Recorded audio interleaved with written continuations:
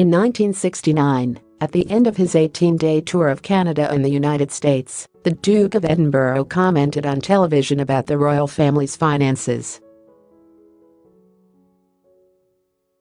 Pleading financial difficulties, he shockingly told viewers that to help ends meet, he wanted to give up playing polo and that he expected the royals to go into red next year. He added, "If nothing happens, I don't know. We may have to move to smaller premises." Who knows? ITV Good Morning Britain, Helen Mirren shuts down presenters' royal shock. How Queen Elizabeth II was compared to a priggish girl in 2017 documentary The Story of the Royals. Royal Observer Sarah Gristwood claimed the Duke of Edinburgh's remarks on his financial issues had not been received well by the British public.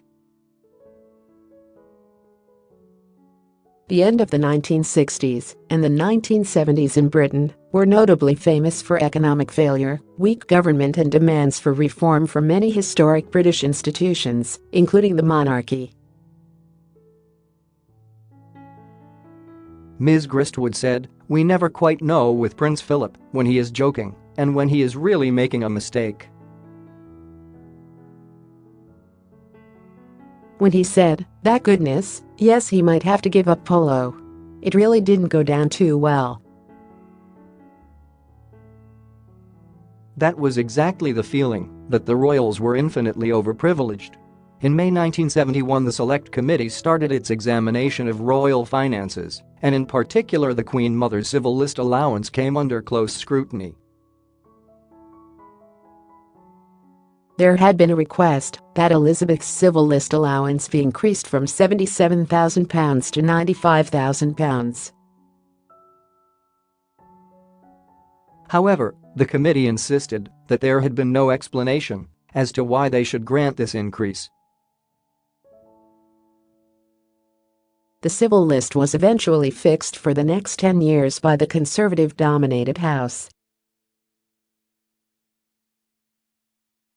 It was then abolished in 2011 and replaced by the sovereign grant, which is now the monarch's main source of income and contributes to her overall fortune. The total sovereign grant for 2017-18 was £76.1 million and included a reserve of £30.4 million to fund the renovation of Buckingham Palace. The 10-year Buckingham Palace refurbishment is set to cost £369 million. The report said the Queen's household supplemented the sovereign grant with an additional income of £17.